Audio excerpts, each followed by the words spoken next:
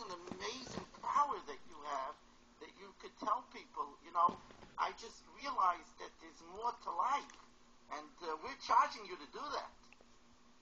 You're charging me? Yes. I think we can get her a show on talk line communication. 100%. You could do a Jewish talk. 100%. I mean, you say that you had to change your career, but there is now Jewish radio, and we need people to get people. We have millions of Jews that don't even know what God's name is. I want to tell you.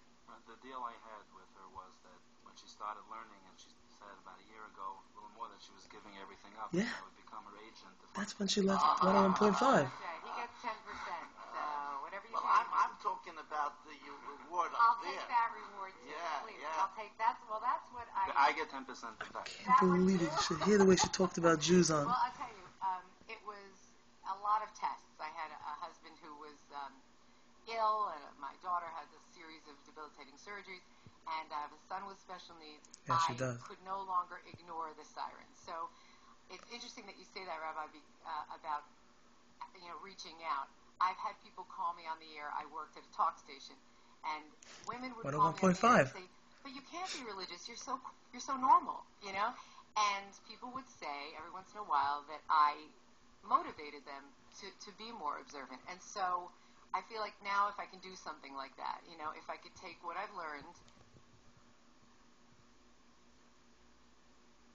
Froze it by and saying. pass it on to other people, I'd be happy to do that. And but really I want to stress not just learning, but continuing to learning with the Chavrusa, being constantly growing, and I think that's Make it bigger. That's what I do all the time. Everybody said Judy Franco from 101.5 became religious. To keep me remembering From. what the important things are. Unbelievable. Very well said. Thank you. One of the big zechusim that you have, and that you gave it up, is since that time you have a daughter who got married, who's with us, and a son-in-law who's learning in Kolo, right? And they said it could never happen, and it even happened to me. That's Ura power. That's right. Ura 18777 auction. I mean, you have to admit, we bring you very interesting personalities here on the Radiothon. I mean... Well, so how are we doing, by the way, on the radio? Like, judging, from someone who's been there, like, You guys are amazing. Okay, there we go. Let me tell you something. Yes, you're all dismissed. You've done a wonderful job. Okay, I think I'm going to hang it up right now and leave it at that. Make it bigger. How many times have you been on the air from 10 to 4 in the morning? You know what? Yep, I started 10 to out 4. on the shift at 10 to 4 on the morning. So, it's come full circle now. But I have to say that being a wife and mother, all the money and everything that I gave up, and I realize now that being a wife and mother was my dream job after all. So I'm so happy to be here in this atmosphere, in this environment with so many positive people.